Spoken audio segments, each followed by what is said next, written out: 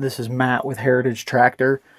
In this video, I'm going to show you how to import a setup file on a Gen 4 or Gen 5 display. You might have saw in the beginning of the video a little window shade popped up that said file received, ready for import. That's what will show up once you send the file from Operations Center. If you miss that notification because you're out of the cab or whatever, if you see this little icon at the top, it looks like a piece of paper with an arrow pointing down. That means there's a file ready to be downloaded. So to import that file, we're going to go to Menu, then we're going to go to System, then go to File Manager.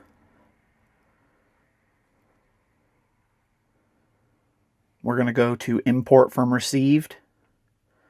And there it is, Fall Harvest 2026. We're going to hit Next.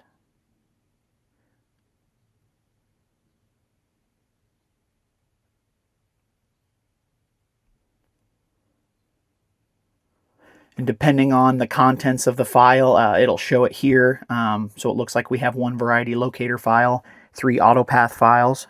So we're going to hit Import.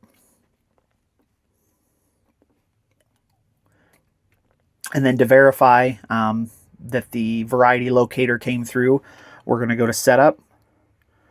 We're going to go to our fields. We're going to select our field. Going to hit OK. Since we're set on corn and that's what was planted there, that variety automatically pops up. If for some reason it doesn't pop up, make sure you're on the correct crop type. You can go into variety here, make sure it's set on variety locator map, hit that, and then you'll see a little preview of the field and the different varieties. You can also get a notification when you're switching varieties. You can get an audible tone, or you can get a visible notification. It'll pop up like a window shade from the top, or you can have both. So that's how you import a setup file and make sure your variety locator is set prior to harvest.